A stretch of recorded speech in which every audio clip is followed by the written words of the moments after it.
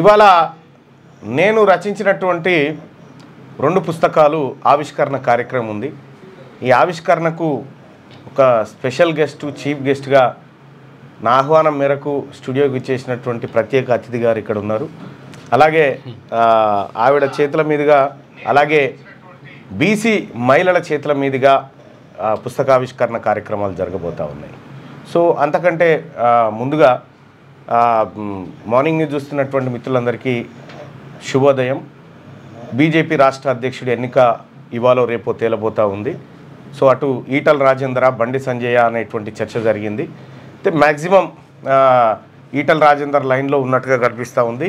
బండి సంజయ్ మరి పోటీ చేస్తాడా లేదా, ఎందుకంటే గతంలోనే చేసి ఉన్నాడు, ఇప్పుడు కేంద్ర మంత్రిగా ఉన్నాడు కాబట్టి మరి ఆయన ఆలోచన వేరే ఉందా ఇప్పటికీ తెలియదు. కాకపోతే రేస్లో మాత్రం ఉన్నట్టుగా తెలుస్తూ ఉంది. నిన్న అమిత్ షా వచ్చి నిజామాబాద్లో పసుపు బోర్డు ఓపెనింగ్ చేసినటువంటి కార్యక్రమంలో ఒక కీలకమైన వ్యాఖ్యలు చేసిండు. మావోయిస్టులు లొంగిపోవాల్సిందే, మేం వినము, 2026 మార్చి 31 కల్లా మీ అందరినీ అంతం చేస్తామనేటువంటి ఒక నరాంతక స్టేట్మెంట్ని నిన్న ఇవ్వడం జరిగింది. సో మావోయిస్టులు పదే పదే మేము చర్చలకు సిద్ధం, మేము సిద్ధంగా ఉన్నాం చర్చలకు, మమ్మల్ని చర్చలకు ఆహ్వానించండి, మేము మాట్లాడతామని పదే పదే మావోయిస్టులు ఎన్నిసార్లు లెటర్ల రూపంలో, విజ్ఞప్తుల రూపంలో చెప్పినప్పటికి కూడా కేంద్ర ప్రభుత్వం ఆపరేషన్ కగార్ను కొనసాగించింది తప్ప ఆపలేదు. సో కేంద్ర ప్రభుత్వ లక్ష్యం క్లియర్గా ఓవైపు అర్థమవుతూ ఉంది. అటు అమిత్ షా గారేమో మీరు లొంగిపోవాల్సిందే లేకపోతే చంపేస్తాం అనేటువంటి స్టేట్మెంటు. నిన్న నరేంద్ర మోడీ గారు మాట్లాడుతూ ఈ ఆదివాసీలు ఉన్నారు కదా, గూడాల పొంటున్నటువంటి ఆదివాసీలు, భద్రాచలంలో ఉన్నటువంటి ఆదివాసీలు అద్భుతమైనటువంటి మెటీరియల్ తయారు చేస్తూ ఉన్నారు, వాళ్ళు ఇతర దేశాలకు ఎక్స్పోర్ట్ చేస్తూ ఉన్నారు అనేటువంటి మాట చెప్పి మిల్లెట్స్ తోటి. అంటే ఓవైపు అమిత్ షా గారి ఆలోచన ఆ గుట్టల మీదనే ఉంటుంది, నరేంద్ర మోడీ గారి ఆలోచన ఆ గుట్టల మీద, వాళ్ళకు ఉపాధి దొరికింది, ఇప్పుడు నక్సలిజం అవసరం లేదనేటువంటి భాషన ప్రధానమంత్రి గారు చేస్తారు. ఇంకెవరైనా మిగిలితే మిమ్మల్ని చంపేస్తామని ఈయన చెప్తాడు. ఇవన్నీ ఓవైపు జరుగుతూ ఉంటే ఆ గుట్టలకు సంబంధించి అందులో ఉన్నటువంటి ఖనిజ సంపదను దోచుకోపోవడానికి ఇప్పటికే కార్పొరేట్ శక్తులను సిద్ధం చేసి పెట్టారు. సో ఇది జరిగినటువంటి వ్యవహారం, ఓవైపు అది జరుగుతూ ఉంది. ఇంకొక విషయాన్ని క్లియర్గా ప్రజలందరూ గమనించాల్సినటువంటి ఒక విషయాన్ని ఇవాళ మీ ముందు చెప్తా. అయితే కొంతమంది మహిళా సోదరిమణులు వచ్చారు, వాళ్ళందరినీ కూడా ఒకసారి లోపలికి ఆహ్వానించి, కాకపోతే కుర్చీలన్నీ వేసి కూర్చోబెట్టండి ఇక్కడ, వాళ్ళందరినీ రమ్మను, కుర్చీలను ప్లాస్టిక్ చైర్.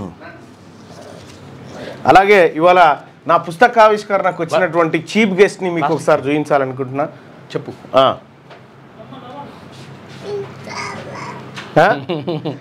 ఇగో చల్ల వస్తుందా, చైర్లు వేసి అన్న, ఇక్కడ చైర్లు వేసి కూర్చోబెడితే అయిపోతుంది. సో ఇవాళ కొద్దిగా స్పెషల్ కార్యక్రమం ఉంది, అక్కడ వేయండి, వెనకాల అటు ఇటు వేయండి చైర్లే, రమ్మను రీ, రండి రండి రండి కూర్చోండి, వచ్చిన వాళ్ళు వచ్చినట్టు కూర్చోండి, కూర్చోండి, ఆ చైర్లలో కూర్చోండి.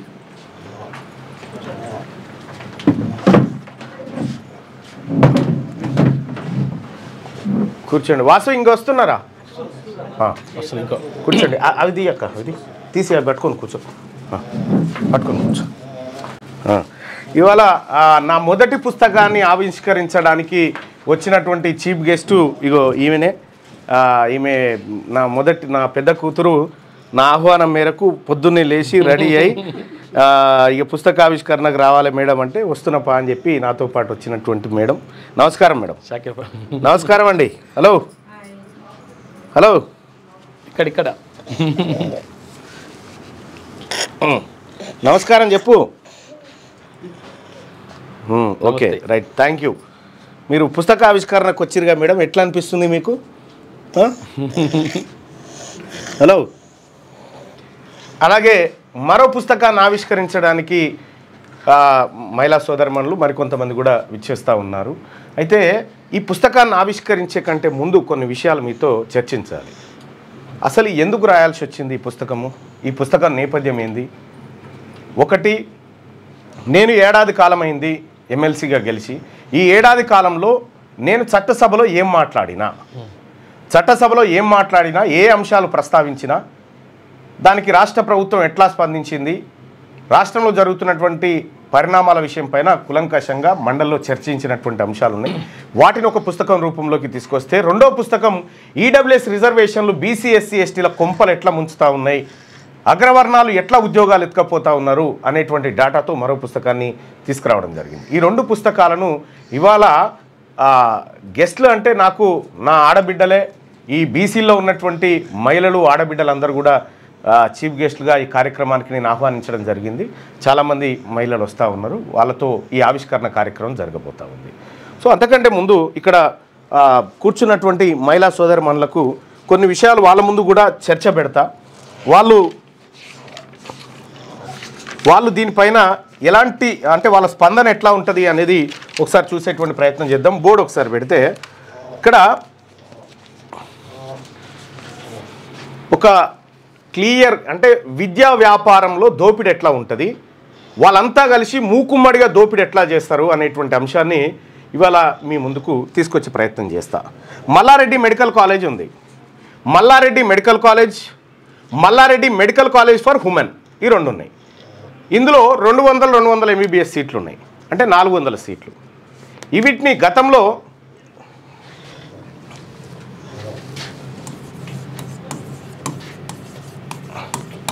మీరు కూడా బాగా అబ్జర్వ్ చేయండి, నాకు మీకు చాలా ఇంపార్టెంట్.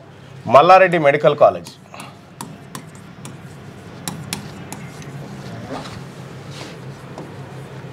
అండ్ ఉమెన్,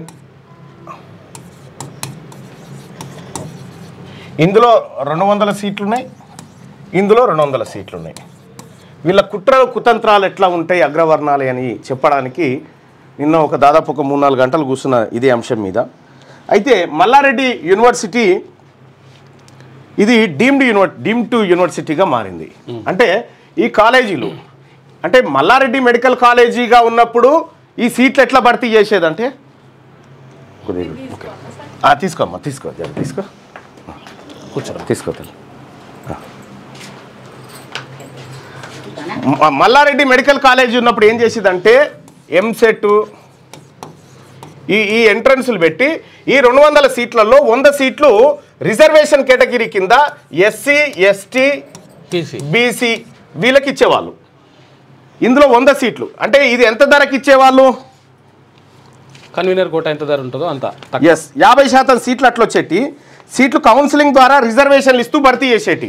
ఇందులో మల్లారెడ్డి కాలేజీలో అప్పుడు Mallareddy medical college for women ఉన్నప్పుడు ఎస్సీ ఎస్టీ బీసీ కేటగిరీ కింద 50%, అంటే ఇందులో సగం సీట్లు ఈ పేద వర్గాలకు ఇవ్వాలనేది రూలు ఇచ్చిరు కూడా. అంటే ప్రభుత్వం ఎంతైతే నిర్ణయిస్తుందో, ఎంతైతే సీటుకి నిర్ణయిస్తుందో, అంటే అతి తక్కువ ఇది ఉంటుంది, ఫీజు ఉంటుంది. ఈ ఫీజు ఎంత ఉంటుంది అంటే ట్యూషన్ ఫీజు ప్రతి ఏడాది 60,000, ప్రతి ఏడాదికి 60,000 అంటే 5 ఏళ్ళకి కలిపి 6×5 దాదాపు ఒక 3 లక్షల రూపాయలతోని MBBS చదువుకునేటువంటి అవకాశం ఎస్సీ ఎస్టీ బీసీ బిడ్డలకు ఉండేది. అంటే 5 ఏళ్ల కాలానికి సంబంధించి ఏడాదికి 60,000 చొప్పున 3-3.5 లక్షల రూపాయల్లో ఈ పిల్లలు మన పిల్లలు MBBS డాక్టర్లుగా తయారయ్యేటోళ్ళు. ఇది అర్థం చేసుకోండి అక్క, బాగా తయారయ్యేటోళ్ళు. అయితే ఇంకొక మిగతా సీట్లు ఉంటాయి కదా, ఇంకా 100 సీట్లు ఉంటాయి కదా. ఈ 100 సీట్లలో 35 సీట్లేమో మేనేజ్మెంట్ కోటా, ఇంకొక 15% ఏమో NRI కోటా. ఇట్లా వీళ్ళు అమ్ముకుంటారు. వాళ్ళు వ్యాపారం ఏమైనా చేయాలనుకుంటే ఇక్కడ ఈ సీట్లలోనే వ్యాపారం చేసేటోళ్ళు. కానీ ఇప్పుడు మల్లారెడ్డి యూనివర్సిటీలో Malla Reddy medical college and Malla Reddy medical college for ఉమెన్లో 400 సీట్లుంటే ఈ 400 సీట్లను ఎట్లా 1,50,00,000కు ఒకటి, ఒక సీటుకు 1,50,00,000 రూపాయలు, ఒక సీటు 1,50,00,000 రూపాయలకు అమ్ముకుంటుంది. ఇప్పుడు 3 లక్షలకు దొరుకుతుంటే ఒకవేళ మంచి పిల్లగానికి మంచి ఎందుకు ఈయనకు అమ్ముకునే అధికారం ఎక్కడి నుంచి వచ్చింది అని అంటే ఆయన కాలేజీలకు డీమ్డ్ టు యూనివర్సిటీగా తీసుకొచ్చుకోండు. డీమ్ టు బి యూనివర్సిటీ అని చెప్పేసి తీసుకొచ్చుకున్నాడు.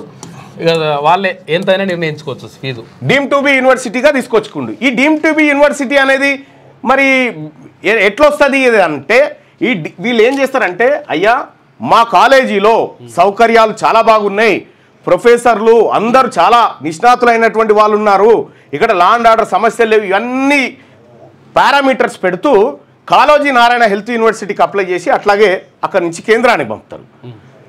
అయితే ఈ పంపిన తర్వాత ఇప్పుడు ఏమైందంటే తాజాగా చూడండి, ఒక సీటుకు 1.5 కోటి అమ్ముకుంటే ఈ 400 సీట్లతోని ప్రతి ఏడాది 600 కోట్ల రూపాయల వ్యాపారం చేస్తున్నాడు మల్లారెడ్డి. జస్ట్ ఓన్లీ మెడిసిన్ మీద, ఓన్లీ మెడికల్ సీట్ల మీదనే ఏడాదికి 600 కోట్ల రూపాయల వ్యాపారం చేస్తూ ఉన్నాడు. ఇక మనం ఇక్కడ గమనించాల్సినటువంటి కీలకమైనటువంటి అంశం ఏంటంటే,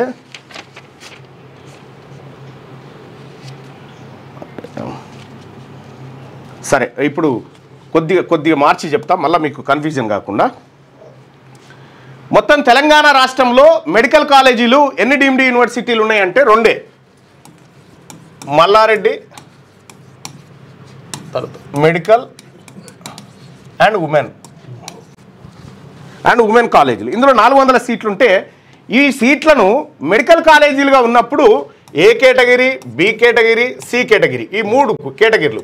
ఏ కేటగిరీలో 50% సీట్లు ప్రభుత్వం కౌన్సిలింగ్ ద్వారా నిర్వహించేది, ఇందులో 35% సీట్లు యాజమాన్యం కోటా, ఇందులో 15% సీట్లు ఎన్ఆర్ఐ కోటా. ఈ కోటల్లో భర్తీ చేసేవాళ్ళు. అంటే 100 సీట్లకు 100 సీట్లను, ఈ 200 సీట్లు ఉన్నాయి కదా, అంటే ఇందులో 100 అందులో 100, 200. రైట్. ఇది ప్రభుత్వం, ఎస్సీ ఎస్టీ బీసీ. రైట్. అంటే ఈ 2 కాలేజీలో కలిపి 200 సీట్లు, 200 సీట్లు ఎస్సీ ఎస్టీ బీసీ ఈ పిల్లలకు సీట్లు దక్కేటివి. ఇందులో రిజర్వేషన్ 3 లక్షల రూపాయలకే మెడిసిన్ కంప్లీట్ అయ్యేది, ఎంబీబీఎస్ కంప్లీట్ అయ్యేది. 3.5 లక్షల రూపాయలతోని మన పిల్లలు డాక్టర్లు అయ్యేటువంటిది ముందు ఉండే. అయితే దాని తర్వాత ఏం జరిగిందంటే, ఈయన డీమ్డ్ యూనివర్సిటీగా మారడానికి అప్లై చేసుకున్నాడు. కాలేజీ యూనివర్సిటీ అయింది, డీమ్డ్ టు యూనివర్సిటీ మారడానికి అప్లై చేసుకున్నాడు. ఏ రోజు అప్లై చేసుకున్నాడు? 2023 నవంబర్ 23 తారీఖు. 2023 నవంబర్ 23 తారీఖున ఈయన అప్లై చేసుకుండు. లేలే నేను ఎస్సీ ఎస్టీ బీసీ పిల్లలకి నేనే అమ్ముకుంటా సీట్లన్నీ, నాకు అర్హతలు ఉన్నాయని చెప్పి అప్లై చేసుకుంది. రిజర్వేషన్ ఏం లేదు, అంతా క్యాన్సల్. అసలు ఈ డీమ్డ్ యూనివర్సిటీ అంటే ఏమిటి? డీమ్డ్ టు యూనివర్సిటీ అంటే నాణ్యత గల మంచి విద్యను అందించే సంస్థగా గుర్తింపు. 1 నాణ్యత గల మంచి విద్య, క్వాలిటీ ఎడ్యుకేషన్ అందించాలి, విద్యను అందించేటువంటి సంస్థగా.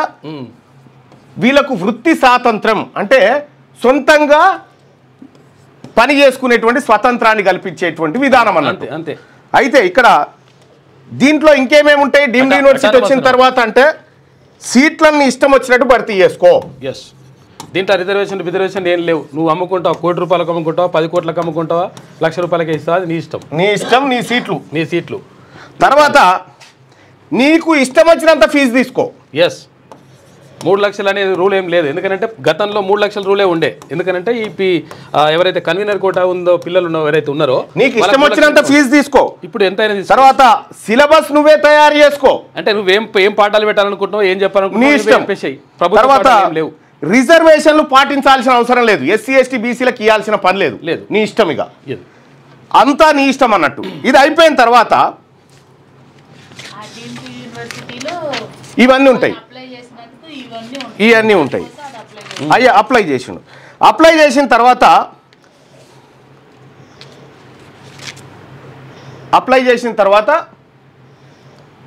అప్లై కాకముందుకేమో ఇది ఫీజు.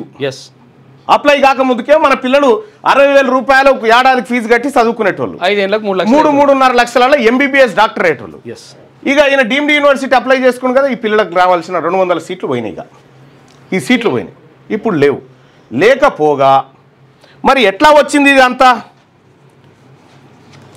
ఈ హోదా రావాలంటే, డీమ్డ్ యూనివర్సిటీ హోదా రావాలంటే ఏం చేయాలంటే ఎంహెచ్ఆర్డి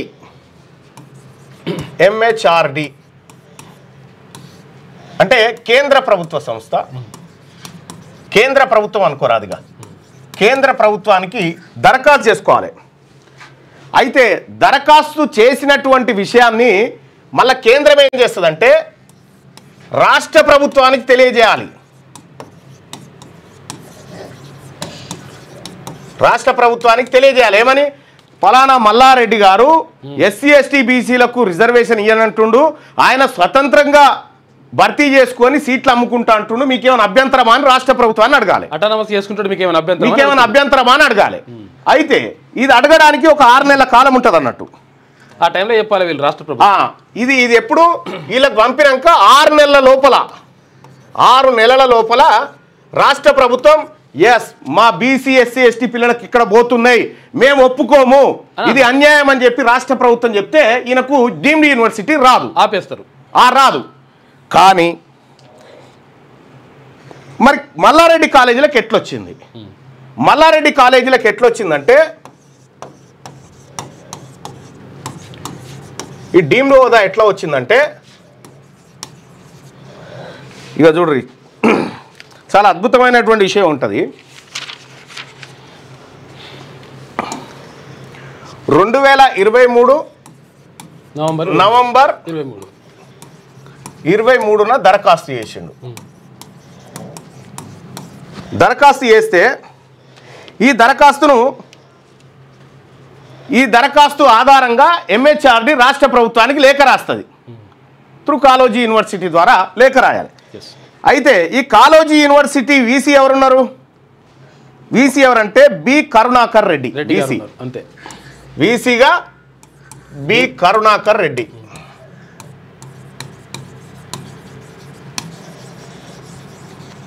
కరుణాకర్ రెడ్డి ఉన్నాడు. అయితే ఈయన ఏం చేయాలి, రాష్ట్ర ప్రభుత్వానికి చెప్పాలి ఇట్లా డీమ్డ్ యూనివర్సిటీగా మారుతుండు, దీనివల్ల ఎస్సీ ఎస్టీ బీసీ విద్యార్థులకు అన్యాయం అవుతుంది, కాబట్టి దీన్ని మనం అడ్డుకోవాలని ఈయన చెప్పాలి. కానీ ఈయన ఏం చేసిండు ఎరికైనా 6 నెలలు ఆ లెటర్ను దాచిపెట్టిండు. 6 నెలలు ఆ లెటర్ను దాచిపెట్టి రాష్ట్ర ప్రభుత్వానికి చేరకుండా ఆ లెటర్ను దాచిపెట్టి ఆ లెటర్ ఎప్పుడు బయటికి తీసిండంటే 2024 మే 9 తారీఖు నాడు ప్రభుత్వం కూడా పెట్టిండు. ఎండింగ్లో 6 నెలలు గడిచిపోయిందా ఈ లోపల. అయితే ఈ 6 నెలల లోపల రాష్ట్ర ప్రభుత్వం సమాధానం చెప్పకపోతే ఆటోమేటిక్గా యూనివర్సిటీ డీమ్డ్ యూనివర్సిటీ చేస్తుంది అన్నట్టుగా కేంద్రం. ఓకే అయిపోతుంది. అందుకోసం ఈ లేఖ దాచిపెట్టిండు. ఇక్కడ ఈ వీసీ గనక మన బీసీ ఎస్సీ ఎస్టీ ఆయన ఉంటే దాచిపెడుతుండేనా? ఒక రెడ్డి కాలేజీ కోసం ఇంకో వీసీ రెడ్డి సపోర్ట్ చేసి దాచిపెట్టిండు.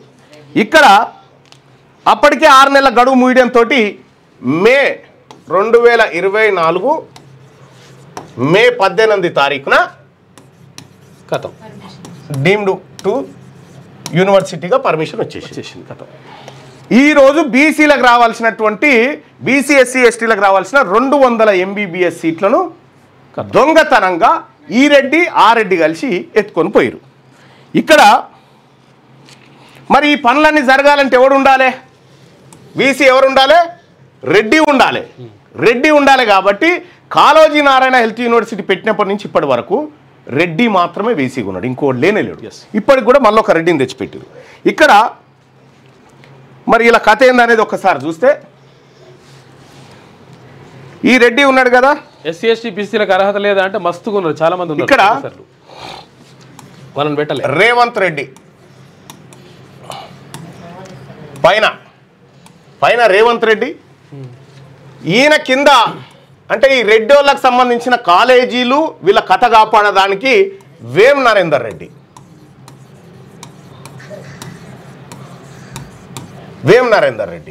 విద్యాశాఖ ఎవరి దగ్గర ఉంది, రేవంత్ రెడ్డి దగ్గర ఉంది.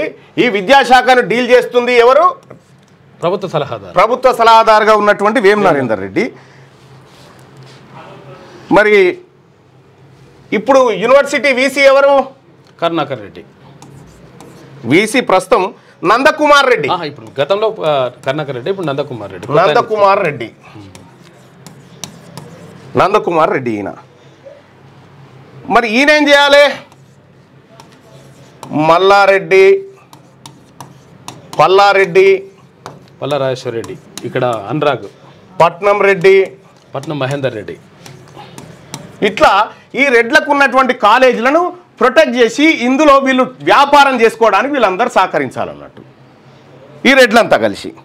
మరి ఇప్పుడు ఈ కారణంగా ఏమైంది, ఎస్సీ ఎస్టీ బీసీ వీళ్ళ 200 సీట్లు ఎంబీబీఎస్ సీట్లను వీళ్ళు దొంగతనంగా ఈ ముఠా అంతా కలిసి అమ్ముకున్నారు. వీళ్ళందరూ కూడా పేదలు, డాక్టర్లు కాకుండా అడ్డుకున్నారు. మరి వీడు కోటిన్నర పెట్టి ఎంబీబీఎస్ చేసినోడు మన గాంధీ దవాఖాన ఎందుకు పనిచేస్తాడు, మన ఉస్మానియాలో ఎందుకు పనిచేస్తాడు, ఇంకో కార్పొరేట్ హాస్పిటల్ పెట్టుకుంటాడు. ఫీజు తీసుకుంటే కూడా 500 రూపాయలు ఎంత తీసుకుంటాడు, 5 లక్షలు తీసుకుంటాడు వాడు ఫీజు. ఇంకా కోట్లు పెట్టినాడు ఉట్టే తీసుకోడు కదా. ఇక్కడ ఇది ఎంబీబీఎస్లో. ఇప్పుడు ఎంబీబీఎస్ అంటే మెడికల్లో జరిగేటువంటి ఈ కథ. ఇక ఇంజనీరింగ్ ఉంది కదా, మెడికల్ అయిపోయింది, ఇంజనీరింగ్ ఉంది కదా, ఇంజనీరింగ్ కూడా సేమ్. ఇంజనీరింగ్ కథ కూడా అది కూడా డీమ్డ్ యూనివర్సిటీ.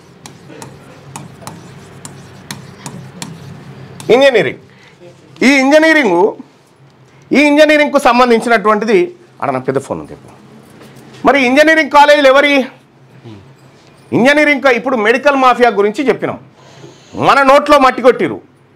మళ్ళా బీసీ ఎస్సీ ఎస్టీలను మేము పైకి తీసుకొస్తామని డాక్టర్లను తయారు చేస్తున్నాడని మల్లారెడ్డి చెప్తాడు. కానీ ఏ డాక్టర్లు తయారవుతారు అక్కడ తయారయ్యే డాక్టర్లు రెడ్డి డాక్టర్లు తయారవుతారు, మా డాక్టర్లు కాదు కదా. అంత ఎంతో బలిసినట్టే తయారవుతాడు ఇక్కడ. మరి ఇంజనీరింగ్ కాలేజీలు ఎవరి ఒక్కసారి ఈ కాలేజీలు కూడా చూద్దాం.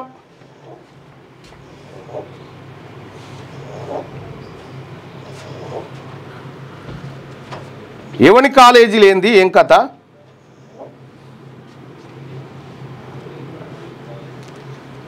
చలో భరత్ ఓపెన్ చేయి. ఇప్పటిదాకా చెప్పినటువంటి మెడికల్ కాలేజీలు ఎవరి మరి ఒక్క నిమిషం.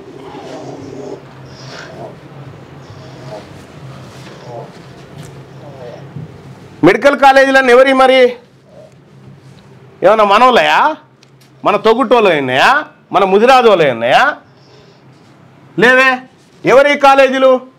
అపోలో ఇన్స్టిట్యూట్, అపోలో కాలేజ్ రెడ్డిది, భాస్కర్ మెడికల్ కాలేజ్ వెలమాయనది, చెలమెడ వెలమాయనది, పట్నం మహేందర్ రెడ్డి కాలేజ్ రెడ్డి అయినది, కామినేని ఇన్స్టిట్యూట్ ఖమ్మ అయినది, మల్లారెడ్డి అయినది Reddy, Mamata medical college Kamma, Mamata academy Kamma, medicity Reddy, MNR రాజులు, ప్రతిమ ఇన్స్టిట్యూట్ వెలమ, ఇగో మెడికల్ కాలేజ్ రెడ్డి. మొత్తం ఈ రెడ్ల కాలేజీలన్నింటినీ ప్రొటెక్ట్ చేయడానికి కాళోజీ నారాయణరావు హెల్త్ యూనివర్సిటీకి రెడ్డి వీసీ, ఈ రెడ్డి వీసీ గారు వీళ్ళకు ఈ రెడ్డి కాలేజీలకు ఏ ఇబ్బంది కాకుండా వేం నరేందర్ రెడ్డి గారు వీళ్ళందరినీ ప్రొటెక్ట్ చేయడానికి ముఖ్యమంత్రి రేవంత్ రెడ్డి గారి దగ్గర విద్యాశాఖ. ఇది మెడికల్ కాలేజీలు. ఇక ఇంజనీరింగ్ కాలేజీలు తీద్దాం, ఇది క్లోజ్ చేయి.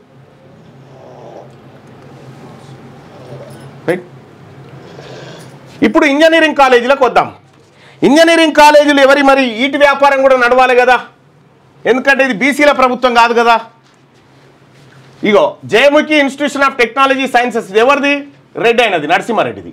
Mallareddy institutions Malla Reddy, Mahatma Gandhi institute and technology మాధవరెడ్డిది, Ellanki college Sadashiva Reddy, Geetanjali college Ravinder Reddy, Holy Mary institute Varaprasad Reddy, Sanskriti college Ravana Reddy, Anurag group of institution Palla Rajeshwar Reddy, Kommuru Pratap Reddy, Vignana Bharati institute Reddy Manohar Reddy, నల్లమల్లారెడ్డిది Nalla Malla Reddy, mega institute of engineering and technology for women Nagam. ఇట్లా మొత్తం రెడ్ల ఇంజనీరింగ్ కాలేజీలన్నీ ఈ రెడ్ల ఇంజనీరింగ్ కాలేజీలు. ఇక 100 ఇంజనీరింగ్ కాలేజీలు ఇక్కడ ఉన్నాయి.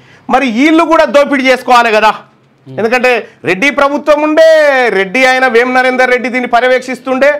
మరి ఇందులో ఈ కాలేజీలలో ఫీజుల దోపిడీ జరగాలంటే వీసీ ఎవరు ఉండాలి? మరి ఈ కాలేజీలన్నీ జేఎన్టీయూ కింద ఉంటాయి కదా, మరి జేఎన్టీయూకు వీసీ ఎవరు ఉండాలి? ఈ దోపిడీ జరగాలంటే ఏం కావాలంటే ఇంజనీరింగ్ కాలేజీలకు జేఎన్టీయూ వీసీ రెడ్డి ఎవరు ఉండాలి? రెడ్డి ఉండాలి. మరి ఇప్పుడు ఎవరున్నారు? కిషన్ కుమార్ రెడ్డి.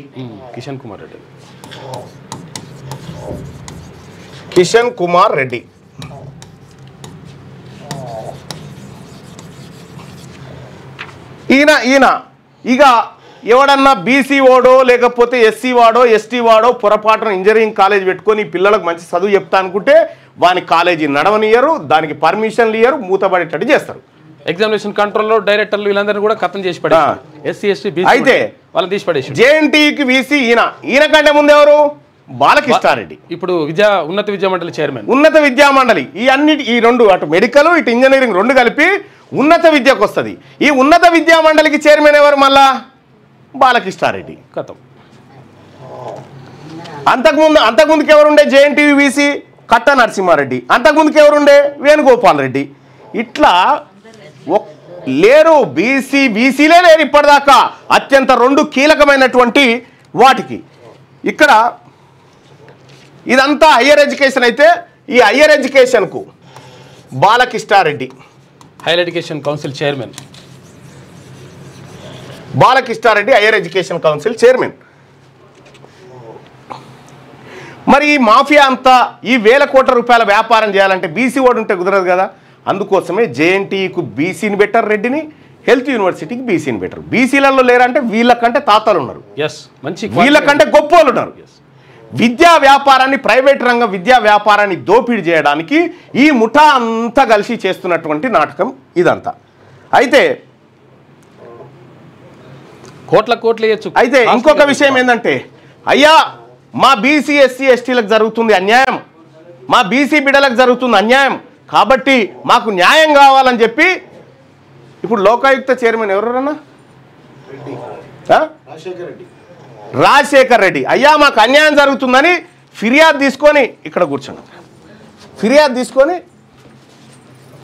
తీసుకొని లోకాయుక్త కాడికి పోయినాం అనుకో, లోకాయుక్త కాడికి పోగానే ఉంటాడు రాజశేఖర్ రెడ్డి అని ఉంటాడు ఇంకొక ఆయన, లోకాయుక్త చైర్మన్.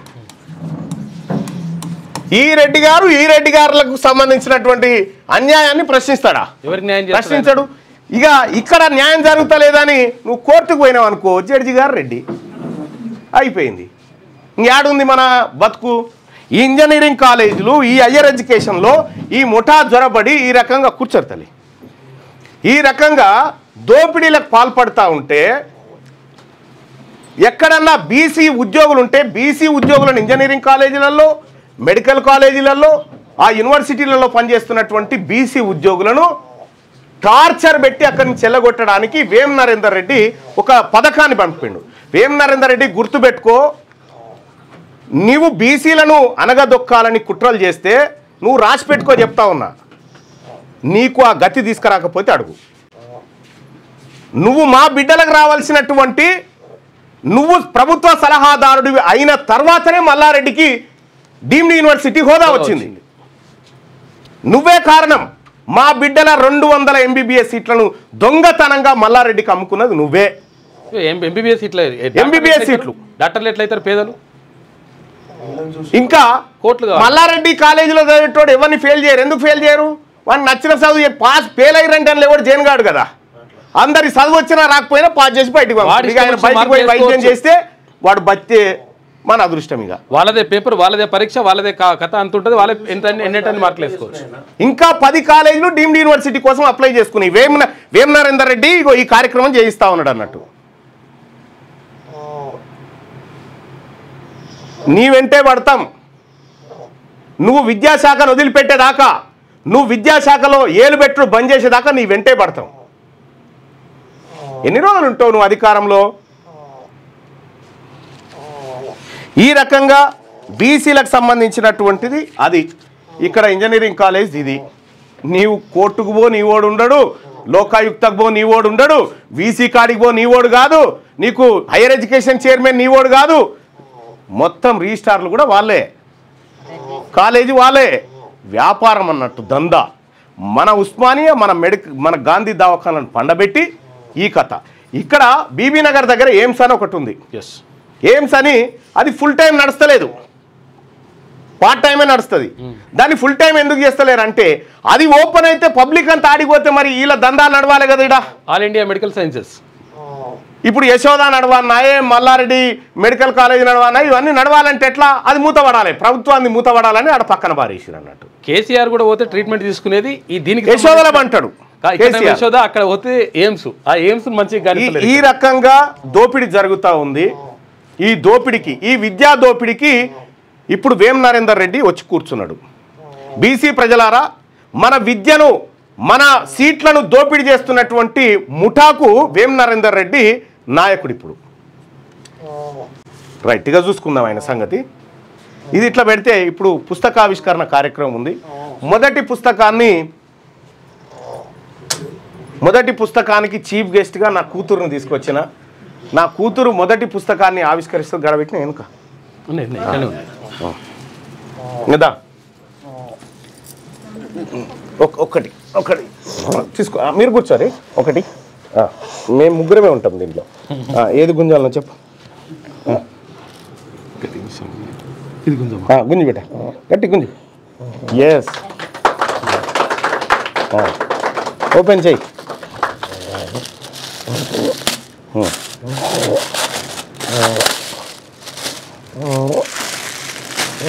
వావ్, ఒక్కటి తీసి బిడ్డకి పట్టుకో బిడ్డ, చూపి అక్కడ.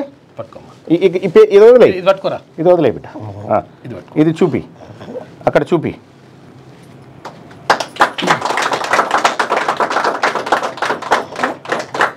చూడు, బీసీలకు పెనుముప్పు, ఈడబ్ల్యూఎస్ రిజర్వేషన్లు.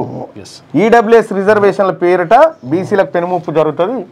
అది నా కూతురు, నా మొదటి పుస్తకాన్ని, ఇది పట్టుకున్నాను, నా మొదటి పుస్తకాన్ని నా కూతురు ఆవిష్కరించింది. ఇవాళ నా కార్యక్రమానికి మొట్టమొదటి చీఫ్ గెస్ట్ నా కూతురే. అవునా? ఆల్ ది బెస్ట్ చెప్పు. All the best. ఓకే, ఒక kiss mummy. Very good, thank you. Right, ఇక ఈ మొదటి పుస్తకాన్ని చైర్మన్ గారు రండి, మీరు రండి అన్న రండి, మీరు అందరు రండి. మహిళలతో సపరేట్ వేరే తీసుకో. ఆ బుక్ ఇక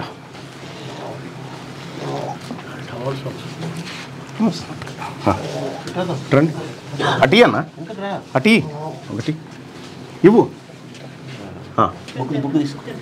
ఏం కదే. ఇక బీసీలకు పెనుముప్పు, ఈడబ్ల్యూఎస్ రిజర్వేషన్ అనేటువంటిది మనకేమో ఇక్కడ సీట్లు కొట్టుకపోతురు, ఇట్లా దొంగతనంగా మన ఎత్తుకపోతురు.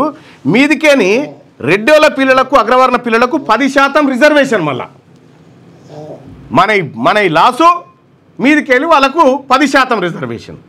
ఈ జరిగినటువంటి అన్యాయము, వీళ్ళు చేస్తున్నటువంటి దోపిడీనంతా ఈ పుస్తకం రూపంలో మీ ముందుకు తీసుకొస్తా ఉన్నా. ఇది బీసీలకు పెనుముప్పు, ఈడబ్ల్యూఎస్ రిజర్వేషన్ అనేటువంటి బుక్ను ఈరోజు మార్నింగ్ న్యూస్లో మీ ముందు రిలీజ్ చేస్తా ఉన్నా. ఎందుకంటే మిమ్మల్ని మించిన గెస్టులు నాకు ఎవరు లేరు మార్నింగ్ న్యూస్లో. ఈ చాలామంది ఆయనను పిలవాలి, ఈయనను, ఎవరిని పిలవద్దురని. ఆయన రావాల్సిన మా ఆడపడుచులు వచ్చినారు, చూస్తున్నటువంటి మా ప్రేక్షకులందరూ ఉన్నారు. కాబట్టి ఈ పుస్తకాన్ని మేము రిలీజ్ చేయాలనుకున్నాం. మీ అందరి సమక్షంలో ఈ పుస్తకాన్ని ఒకసారి రిలీజ్ చేస్తూ ఉన్నాం. బీసీలకు పెనుముప్పు, ఈడబ్ల్యూఎస్ రిజర్వేషన్లు అనేటువంటి పుస్తకం.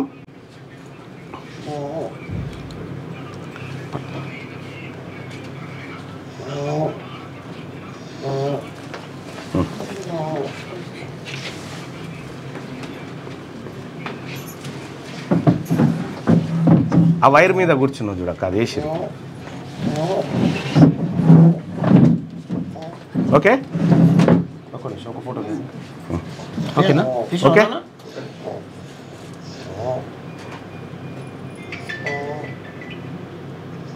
ఓకేనా?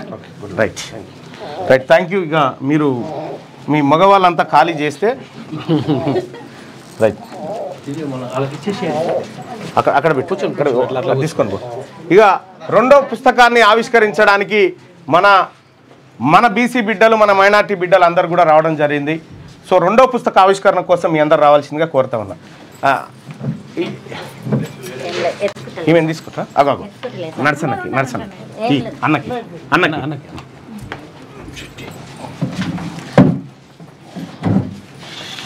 ఇట్రండి అమ్మా, ఇట్రా దగ్గర్రా. నువ్వు తీయది, మీ అందరు కలిసి తీయండి. ఇక అక్క ఇట్రా, నువ్వు జరగా నాన్న, బ్యాక్రా. నేను ఉంటా కానీ ప్రసన్నక్క.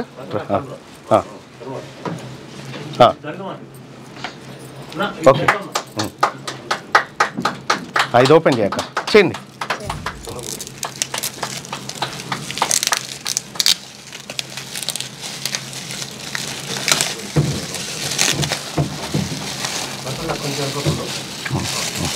తల ఒక బుక్ కొంచెం వెనక్కి జరిగిందా ప్రసన్నక నువ్వు కూడా కొద్దిగా వెనక్కి జరిగి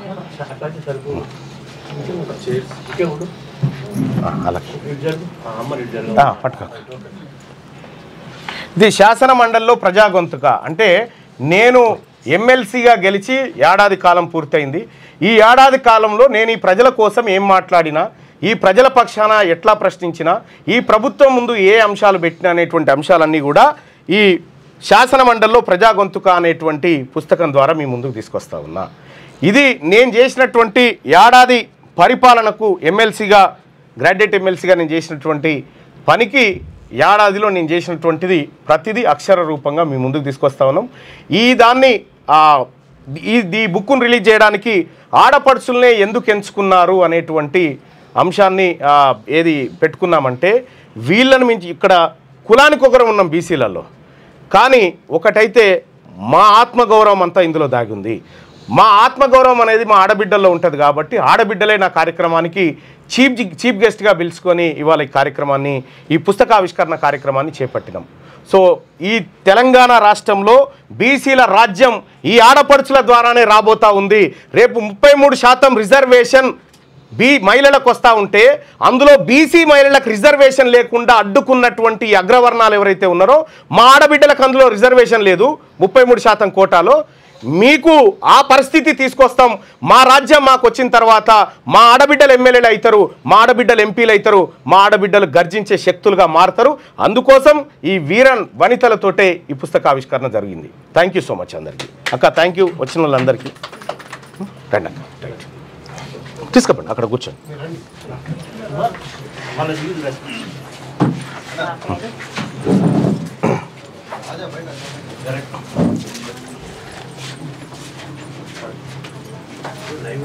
రైట్.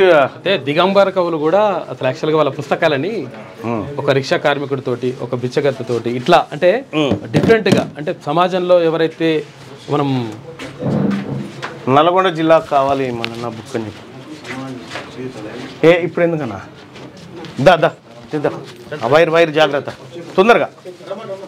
ఎవరు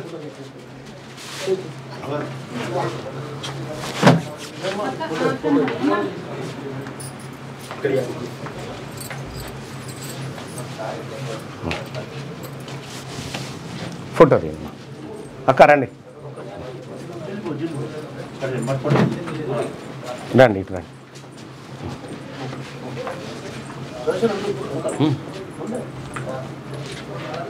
ఇప్పుడు నేను చెప్పిన కాలేజీల దోపిడీ అర్థమైంది అక్క మీ అందరికీ. అగో ఎందుకు రావాలి బీసీ రాజ్యం అంటే, ముఖ్యమంత్రి సీటు బీసీల దగ్గర ఉంటే ఈ దోపిడీ అంతా ఆగిపోతుందా? ఒక్కటే దెబ్బకి ఆగిపోతుంది. ముఖ్యమంత్రి బీసీ అయితే బీసీ. ఓకే అన్న, నా పేరు రత్నకుమారి, నేను ముద్రాజు. అచ్చా అక్క. వరలక్ష్మి నా పేరు బీసీ, నేను ఇంట్లో తీసేసాను. అక్క నమస్తే. బీసీ బీసీ ప్రసన్న అక్క బీసీ. చలో అందరికి నమస్కారం. Right, thank you.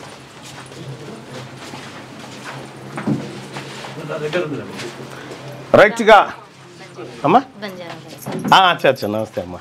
Right, thank you so much. ఈ పుస్తకావిష్కరణ కార్యక్రమంలో పాల్గొన్నందుకు. ఇక ఆయన డ్రీమ్ హను అని ఉన్నాడు. నీ బీసీ గోల ఏంటి అన్న అని చెప్పని అంటున్నాడు. మీకేం తెలుస్తుంది మా గోస?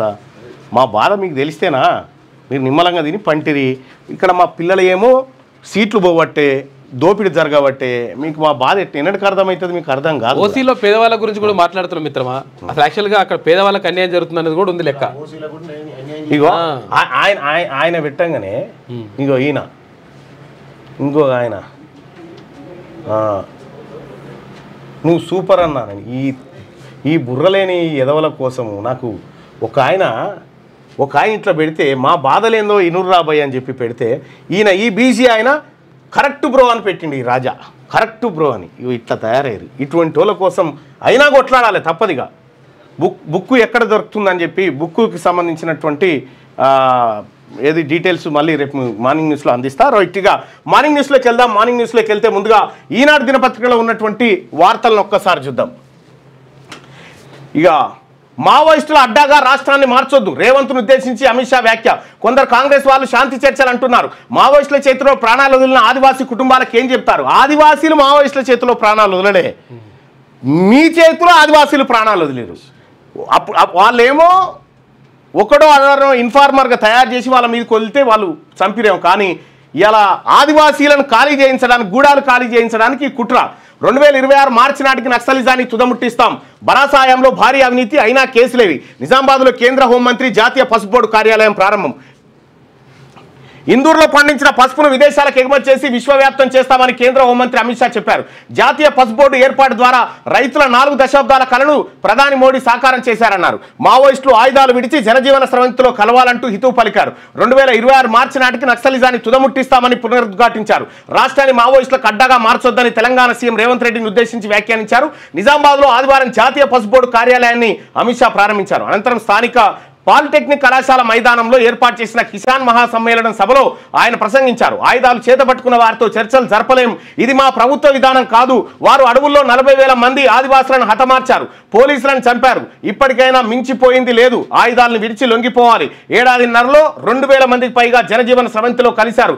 మావోయిస్టులతో శాంతి చర్చలు జరపాలని కొందరు కాంగ్రెస్ నేతలు అంటున్నారు. మరి మావోయిస్టుల చేతిలో ప్రాణాలు వదిలిన ఆదివాసుల కుటుంబాలకు మీరేం సమాధానం చెప్తారు అని చెప్పి ఇప్పుడు మరి మీరు అనేక మందిని చంపారు కదా, మీరేం సమాధానం చెప్తారు? మావోయిస్టుల కారణంగా నిలిచిపోయిన అభివృద్ధి గురించి ఏం విచారణ ఇస్తారు, ఏం వివరణ ఇస్తారు అని చెప్పి మాట్లాడుతూ ఉన్నాడు. ఇక అవినీతి యథాతథంగా ఉందట రాష్ట్రంలో.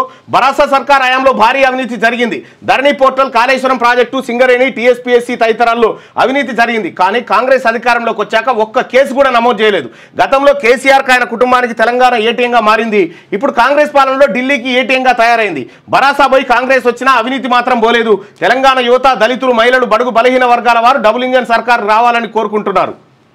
రానున్న కాలంలో తెలంగాణలో భాజపా అధికారంలోకి వస్తుందని చెప్పి ఆశాభావం వ్యక్తం చేసిండట. డబుల్ ఇంజన్ సర్కార్ ఈడ కాదు, ఆల్రెడీ డబుల్ ఇంజన్ సర్కార్లు అనేక చోట్లున్నాయిగా, ఆడ అభివృద్ధి చేసుకోరు. ముందుగా ఆడనే గచ్చిలేదు, ఈడేం చేస్తారు? ఆ 4 గ్రామాలను తెలంగాణలో కలపండి, అగ్రివర్సిటీలో పశు పరిశోధన కేంద్రం నెలకొల్పాలి. అమిత్ షాకు మంత్రి తుమ్మల వినతి. ఇక 4న ఎల్బీ స్టేడియంలో కాంగ్రెస్ సభ. గ్రామస్థాయి పార్టీ అధ్యక్షుల సమ్మేళనానికి రానున్న ఖర్గే, పిసిసి అధ్యక్షుడు మహేష్ కుమార్ గౌడ్ వెల్లడి. ఇక జై బాపు, జై భీమ్, జై సంవిధాన్ కార్యక్రమంలో ఈ నినాదాలు చేరి మళ్ళొక బీసీని సస్పెండ్ చేసిరు పార్టీ నుంచి. సిర్పూర్ కాగజ్ నగర్ లో కాంగ్రెస్ పార్టీ ఎమ్మెల్యే అభ్యర్థి శ్రీనివాసం సస్పెండ్ చేసిరు. ఓ దిక్కు జై భీమ్, జై పూలే, జై సంవిధాన్ అనుర్రి, బీసీలు అందరూ నిలగొట్టరి. అన్ని గ్రామాల కాంగ్రెస్ పార్టీ అధ్యక్షుల సమ్మేళనం పేరుతో జూలై 4న హైదరాబాద్ ఎల్బీ స్టేడియంలో సభ నిర్వహించనున్నట్టు పిసిసి అధ్యక్షుడు మహేష్ కుమార్ గౌడ్ వెల్లడించారు. దీనికి పార్టీ జాతీయ అధ్యక్షుడు మల్లికార్జున ఖర్గే హాజరవుతారని ఆయన ప్రకటించారు. ఆదివారం గాంధీభవన్లో హైదరాబాద్ కాంగ్రెస్ నేతలతో నిర్వహించిన సమీక్షా సమావేశంలో అనంతరం మీడియాతో ఆయన మాట్లాడుతూ రాజ్యాంగ పరిరక్షణ కోసం దేశవ్యాప్తంగా కాంగ్రెస్ చేపట్టిన జై సంవిధాన్ కార్యక్రమం తెలంగాణలో విజయవంతంగా సాగుతుంది. గాంధీభవన్లో జూలై 23న పిసిసి రాజకీయ వ్యవహారాల కమిటీ భేటీ. రిజర్వేషన్ చార్టులు 8 గంటల ముందుగా దశల వారీగా అమల్లోకి. డిసెంబర్ నుంచి నిమిషానికి 1.5 లక్షల టికెట్లు మార్పులు చేస్తున్న రైల్వే శాఖ. 4 గంటలు ఉంటుండే, ఇప్పుడు 8 గంటలు చేసింది. రైలు ప్రయాణాల్లో అనిశ్చితి తొలగించడానికి కేంద్ర ప్రభుత్వం కీలక నిర్ణయం తీసుకుంది.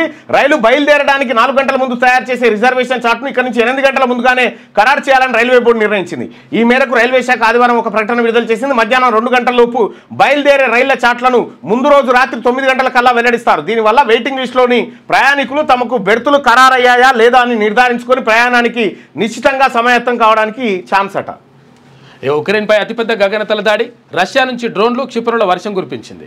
రైట్గా పూరి జగన్నాథుని సన్నిధిలో తొక్కిసలాట, 3 మృతి, డీసీపీ సస్పెన్షన్, కలెక్టర్ ఎస్పీలపై బదిలీ వేటు. జార్ఖండ్లోని తూర్పు సింగూరు జిల్లాలో వర్షానికి తడిచి ముద్దైన విద్యార్థులు, ఉత్తరాదిని ముంచెత్తిన వానలు. ఉత్తరాఖండ్లో 2 మృతి, 24 గంటల పాటు చార్ధామ్ యాత్ర నిలిపివేత. జార్ఖండ్లో 162 మంది విద్యార్థులు సురక్షితంగా ఉన్నారట. ఉత్తరాదిని వర్షాలు కుమ్మేస్తా ఉన్నాయి, అడ్డగోలుగా వానలు పడతా ఉన్నాయి, చైనాలో కూడా పడుతున్నాయి. గట్టిగా రవాణా శాఖలో అవినీతికి బ్రేక్ పడేది ఎప్పుడు? ఏజెంట్ల చేతికి ఆర్సీలు, డ్రైవింగ్ లైసెన్సులు, షోరూంలోనే శాశ్వత రిజిస్ట్రేషన్ ప్రకటనలకే పరిమితం అయిపోయింది రవాణా శాఖ. నేను మొన్ననే చెప్పిన, ఒక మంత్రి గారికే నెలకు 7 కోట్ల రూపాయల మామూలు పోతున్నాయి అనేది ఆ సంఘాల నుంచి వస్తున్నటువంటి మాట.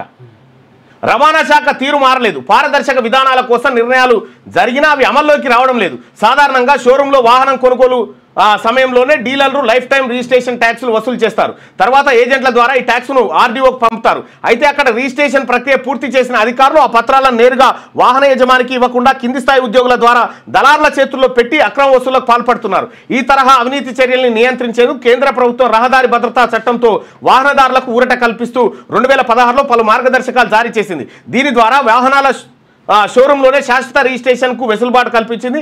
ఆంధ్రప్రదేశ్ సహా పలు రాష్ట్రాల్లో అప్పటి నుంచి డీలర్ దగ్గర రిజిస్ట్రేషన్లు అవుతున్నాయట. మొత్తం అవినీతికి అడ్డాగా మారిపోయిందని చెప్పి వార్త. హైదరాబాద్లోని తిరుమలగిరి ఆర్డీఓ కార్యాలయంలో ఏసీబీ అధికారులు ఇటీవల తనిఖీలు చేసినప్పుడు 13 మంది ఏజెంట్ల దగ్గర వాహనాల రిజిస్ట్రేషన్ సర్టిఫికేట్లు, డ్రైవింగ్ లైసెన్సులు భారీగా దొరికాయి. ఓ ఏజెంట్ నుంచి ఏకంగా 250 ఆర్సీలు, లైసెన్సులు స్వాధీనం చేసుకున్నారు. రాష్ట్రంలో తనిఖీ చేసిన 30 పైసీలకు ఆర్టీఓ కార్యాలయాల్లో దాదాపు ప్రతి చోట ఇదే పరిస్థితి కనిపించింది. రవాణా శాఖలో అవినీతి తీవ్రతకు ఇది అద్దం పడతా ఉందట. చూసుకోగా ఇక వైద్య విద్యార్థుల స్టైపెండ్ 15% పెంపు. సూపర్ స్పెషాలిటీ వైద్యులకు ₹1,00,000 దాటిన గౌరవ వేతనం. అయితే ఎంబీబీఎస్ కాలేజీల్లో చదువుకునేటువంటి పిల్లలు ఉన్నారు కదా, వాళ్ళకి స్టైఫండ్ ఇవ్వాలి ఆ కాలేజీ యాజమాన్యం. ఆ స్టైఫండ్ కూడా మింగుతురు వాళ్ళు, ప్రభుత్వం ఇచ్చే నిధులను కూడా మింగుతురు. ఉన్నది లేనట్లు, లేనిది ఉన్నట్లు అర్హులైన రైతుల ఖాతాల్లో తగ్గిపోయిన విస్తీర్ణాలు, ఇక రికార్డుల్లోకి అక్రమ పట్టాలు. రెవెన్యూ సదస్సుల్లో 1.70 లక్షల దరఖాస్తులు. రికార్డుల్లో 1000 ఎకరాల భూమి కనిపిస్తున్నది. పట్టా పాస్ పుస్తకాలు ఉంటాయి, కానీ క్షేత్రస్థాయిలో భూమి కనిపించదు. ఒకవేళ ఉన్నా కొండలు, గుట్టలు, పడవ భూములు. అవి ఎవరివో ప్రభుత్వ యంత్రానికి కూడా తెలియదు. ప్రభుత్వ అటవీ భూములు అనేవి కూడా గుర్తించలేని పరిస్థితి. రాష్ట్ర వ్యాప్తంగా ఇలా లక్షల ఎకరాలు రెవెన్యూ రికార్డులో నిక్షిప్తమయ్యాయి. కొన్ని జిల్లాల్లో దళారులు రెవెన్యూ సిబ్బంది మూల సర్వే నెంబర్లను మార్చి కొత్త విస్తీర్ణాలను రికార్డులోకి ఎక్కించారు. దీంతో వేల మంది అర్హులైన రైతుల ఖాతాలో విస్తీర్ణాలు తగ్గిపోయాయి. ఆ మేరకు ఇతరుల భూ ఖాతాల్లో భూమి పెరిగిపోయి ఇటీవల నిర్వహించిన రెవెన్యూ సదస్సులో ఇలాంటి సమస్యలపై 1.70 లక్షల దరఖాస్తులు వచ్చాయి. ఇక అడ్డదారుల్లో పట్టాలు. రాష్ట్రంలో నిర్వహించిన భూ దస్త్రాల ప్రక్షాళన కార్యక్రమాన్ని అడ్డుగా పెట్టుకుని కొందరు అడ్డదారుల్లో పట్టా పాస్ పుస్తకాలు సంపాదించారు. కుమ్రంభీం, ఆసిఫాబాద్, రాజన్న సిరిసిల్ల జిల్లా, నల్గొండ, సూర్యాపేట, సిద్దిపేట తదితర జిల్లాలో భారీ విస్తీర్ణానికి పాస్ పుస్తకాలు జారీ అయ్యాయి. స్థానికంగా దళారులు, రెవెన్యూ సిబ్బంది కలిసి ఇక రవాణా శాఖల గిది, రెవెన్యూ శాఖలో గది. ఇగో ఇవి ఈ 2 డిపార్ట్మెంట్లు ఇట్లా. విద్యాశాఖ ఇంతకు ముందుకే చెప్తే భాజపా అధ్యక్షుడు ఎవరో తేలేది నేడే. ఇవాళ బీజేపీ అధ్యక్షుని తేల్చబోతా ఉన్నారట. నిన్న పోల్ పెట్టిన, నిన్న పోల్లో కూడా బుక్ను పీడిఎఫ్లో పెట్టండి సార్ అంటా ఉన్నాడు. పెడదాం భయ్, పీడిఎఫ్ రూపంలో, అన్ని రూపంలో తీసుకొస్తా. అన్నా నేను సర్పంచ్ కావాలి ఎలా అని చెప్పాను అంటుండు. ఎలా అంటే ఓసారి వీడికి రా చెప్తాం ఎలా కావాలో. వాళ్ళు ఇంకేది ఉందా, ఇది ఫిలప్ చేసుకోరి, ఆ ఫామ్ ఫిల్ చేయండి, ఫామ్ ఫిలప్ చేసి దానికి పంపించండి. జనగణనకు ప్రత్యేక యాప్ అట. వ్యక్తిగతంగా వివరాలు ఆన్లైన్లో నమోదుకు అవకాశం. కులగణనకు జాతీయ స్థాయిలో ఒకే విధానం, 2 దశల్లో లెక్కింపు. 3-4 తేదీల్లో అన్ని రాష్ట్రాల అధికారులకు శిక్షణ ఇస్తారట.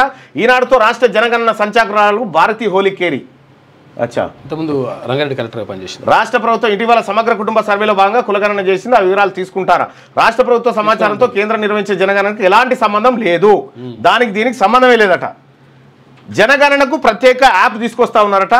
ఈ యాప్లో మీరు ఆన్లైన్లో మీ అంతా మీరే చేసుకోవచ్చు. అది చేసుకోవచ్చు. ఇట్లా ఉంటాయి, 2 రకాలు ఉంటుంది.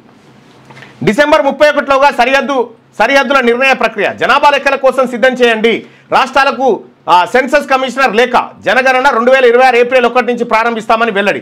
వచ్చే ఏడాది జరగనున్న జనగణన కోసం ఈ ఏడాది డిసెంబర్ 31లోగా పాలనాపరమైన యూనిట్ల సరిహద్దులో ఏవైనా మార్పులు చేర్పులుంటే పూర్తి చేయాలని రాష్ట్రాలు, కేంద్రపాలిత ప్రాంతాలకు కేంద్రం సూచించింది. గ్రామాలు, పట్టణాలకు ఏకీకృత గణన బ్లాకులుగా విభజిస్తామని, ప్రతి బ్లాక్కు గణకుడిని, ఎమ్యూనరేటర్ నియమిస్తామని, దానివల్ల జనాభా గణనలో లోపాలు లేకుండా చేయగలమని స్పష్టం చేసింది.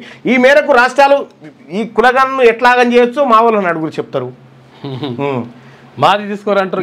ఇది చూసి ఇట్లా చేయకుండా జాగ్రత్తలు ఎట్లా తీసుకోవచ్చో కనీసం అదన్నా పరిశీలించండి. సెన్సస్ కమిషనర్ మృత్యుంజయ్ కుమార్ నారాయణ లేఖ రాశారు. నిబంధనల ప్రకారం జిల్లాలు, ఉపజిల్లాలు, తహసీళ్లు, తాలూకాలు, పోలీస్ స్టేషన్ల సరిహద్దులను నిర్ధారించిన 3 నెలల తర్వాతే జనగణన చేపడతారు. 2026 ఏప్రిల్ 1 నుంచి జనగణన తొలి దశ ప్రారంభం కానున్న నేపథ్యంలో కేంద్రం ఈ లేఖ రాసింది. 2026 జనవరి 1 నుంచి 2027 మార్చి 31 దాకా మళ్ళీ సరిహద్దుల మార్పునకు అంగీకరించబోమని స్పష్టం చేసింది. 2026 ఏప్రిల్ 1 నుంచి జనగణన తొలి విడతలో భాగంగా హౌస్ లిస్టింగ్ ప్రారంభం కానుందని కమిషనర్ నారాయణ తెలిపారట. మీరన్న జర సరిగా చేయరు నాయన, కొంప ముంచిండి జానారెడ్డి వీళ్ళందరూ ఈ ముఠా అంతా కలిసి. ఇది సంగతి. నిరుద్యోగానికి ఎవరు బాధ్యులు? అక్రమ వలస, ఈయనే కారణం. అమెరికాలో పెరుగుతున్న నిరుద్యోగ రేట్ అట వాళ్ళకు వలసదారులు కారణం, మీరు కాదని చెప్పి అమెరికా ప్రజలకు చెప్తా ఉండు ట్రంప్. వెలుగు దినపత్రికలో ఉన్నటువంటి వార్తలు చూద్దాం. గోల్కొండ కోటలో శ్రీ జగదాంబిక అమ్మవారికి బోనాలు సమర్పించేందుకు వస్తున్న భక్తులు ఆషాఢ మాసం తొలి ఆదివారం కావడంతో భారీ సంఖ్యలో మొక్కులు తీర్చుకున్నారు. ఉక్రెయిన్పై 477 డ్రోన్లు 60 మిసైళ్లతో రష్యా దాడి. ఉక్రెయిన్పై రష్యా అతిపెద్ద దాడికి పాల్పడింది. ఒక్కరోజే 477 డ్రోన్లు 60 మిసైళ్లతో 6 ప్రాంతాలపై విరుచుకుపడింది. 3 ఏళ్ల క్రితం మొదలైనప్పటి నుంచి రష్యా ఇంత భారీ స్థాయిలో ఉక్రెయిన్పై దాడి చేయడం ఇదే మొదటిసారట. గిగ్ వర్కర్లకు సర్కార్ అండా, వాళ్ళ సంక్షేమానికి త్వరలో ప్రత్యేక చట్టం, కనీస వేతనం, ఆరోగ్య ప్రమాద బీమా, ఉద్యోగ భద్రత కల్పించేందుకు చర్యలు, పీఎఫ్ పెన్షన్, ఇతర ప్రయోజనాలపైన దృష్టి. ముసాయిదా బిల్లు సిద్ధం, వచ్చే అసెంబ్లీ సెషన్లో ఆమోదం. 5 లక్షల కుటుంబాలకు చేకూరనున్న లబ్ధి. రాష్ట్రంలోని గిగ్ వర్కర్లు వాళ్ళ కుటుంబాల సంక్షేమంపై ప్రభుత్వం దృష్టి సారించింది. ఇందుకోసం ప్రత్యేక చట్టం తీసుకురానుంది. గిగ్ వర్కర్ల కనీస వేతనం, ఆరోగ్య ప్రమాద బీమా, ఉద్యోగ భద్రత కల్పించేందుకు చర్యలు తీసుకుంటున్నది. వాళ్ళ కోసం ప్రత్యేక బోర్డును కూడా ఏర్పాటు చేయనుందని చెప్పి గిగ్ వర్కర్లకు సర్కార్ అండగా నిలబడ్డదంటూ ఒక వార్త. నక్సలైట్లు సరెండర్ కావాలి, ఆయుధాలు పట్టుకున్నలతో చర్చలు లేవు. 2026 మార్చి 31 నాటికి నక్సలిజాన్ని అంతం చేస్తామని అమిత్ షా. ఆపరేషన్ సింధూర్తో పాక్కు నిద్ర లేకుండా చేసినాం. కేసీఆర్ భారీ అవినీతిపై కాంగ్రెస్ సర్కార్ చర్యలేవి. రాష్ట్రంలో ప్రభుత్వం మారినా ప్రజల తలరాత మారలే. బీజేపీ పవర్లోకి వస్తేనే మార్పు కనిపిస్తుందని వ్యాఖ్య. నిజామాబాద్లో జాతీయ పసుపు బోర్డు ఆఫీస్కు ప్రారంభోత్సవం. ఇక్కడే Bharat export organic cooperative office బ్రాంచీలు ఏర్పాటు చేస్తామని వెల్లడంటూ ఒక వార్త. ఇక్కడ మార్చి 31 నాటికి నక్సలిజాన్ని అంతం చేస్తావు కానీ మార్చి 31 నాటికి 2 కోట్ల మందికి ఉద్యోగాలు ఇస్తా, మార్చి 31 నాటికి ఈ దేశంలో ఆకలి సాగులు లేకుండా చేస్తా, మార్చి 31 నాటికి రైతుల కళ్ళల్లో ఆనందం చూస్తా. ఇవి చెప్పవేందుకు? నక్సలైట్లను చంపుతా మార్చి 31 వరకు అంటావు కానీ. ఉత్తర భారతంలో కుండపోత. ఉత్తరాఖండ్, జార్ఖండ్, సిమ్లా, ఢిల్లీ, పంజాబ్లో భారీ వానలు పడుతున్నాయి. ఉత్తరాఖండ్లోని ఉత్తరకాశీలో ఆదివారం కొండ చర్యలు విరిగిపడి 2 చనిపోగా 7 గల్లంతయ్యారు. ఇక చార్ధామ్ యాత్రను తాత్కాలికంగా నిలిపేసిండ్రు. ఇక భద్రాద్రి మహిళలు బేష్. ఓ వైపు ఏమో ఆదివాసీలను వాళ్ళ గూడాలు ఖాళీ చేయించే కార్యక్రమం, ఇంకోటి ఏమో భద్రాద్రి మహిళలు బేష్. మళ్ళీ ఇక్కడి నుంచి లండన్కు మిల్లెట్ మ్యాజిక్ బిస్కెట్లు తయారు చేస్తున్న ఆదివాసీ మహిళలు మన్ కీ బాత్లో ప్రశంసించిన మోడీ. గిరి శానిటరీ ప్యాడ్స్ పేరుతో నాప్కిన్ల తయారీ మహిళా సాధికారకు నిదర్శనమని ప్రధాని ప్రశంస. ఎంత తెలివి కల స్టేట్మెంట్లు చూడు ఇవి రెండు. డైరెక్ట్ సీడింగ్ వైపు వరి రైతులు నాట్లు వేసే బదులు నేరుగా వరి సాగు వెదజల్లే పద్ధతిలో 15% పైగా సాగవుతుందని అంచనా. తగ్గనున్న పెట్టుబడి ఖర్చు, నీటి ఎద్దడిని తట్టుకోనున్న పైరు, చీడపీడలు తగ్గుతాయంటున్న సైంటిస్టులు. ఇదివరకేమో వడ్లు నానబెట్టి నారు పోసుకొని మొలకొచ్చినాక మళ్ళా నారు తీసిన తర్వాత మళ్ళీ నాట్లు వేసుకోవడే కార్యక్రమం ఉంటుండే. ఇప్పుడు అట్లా కాదట, గింజలు చల్లుకునే వైపే నేరుగా మొగ్గు చూపుతా ఉన్నట. ఇక చైనా అడ్డంకులకు ఇండియా గట్టి జవాబు. ఇక భారత్కు ఎగుమతి చేసే రేర్ ఎర్త్ మ్యాగ్నెట్లు, తర్వాత ఎరువుల సంబంధిత ప్రోడక్ట్స్పై చైనా రిస్ట్రిక్షన్లు పెట్టింది. దీంతో ఆ దేశం నుంచి దిగుమతి చేసుకునేటువంటి 6 కీలక కెమికల్స్పై ఇండియా యాంటీ డంపింగ్ సుంకాలను విధించింది. రైట్గా న్యాయ విద్య వైపు ఇంజనీర్ల చూపు. లాసెట్లో క్వాలిఫై అయిన వాళ్ళలో 4వ వంతు బీటెక్ చేసిన వాళ్ళే. ఎంబీబీఎస్, ఎంబీఏ, ఫార్మసీ పూర్తి చేసిన వాళ్ళు లా వైపు మొగ్గు. సేవ కోసం కొందరు, కొత్త కెరీర్ కోసం మరికొందరట.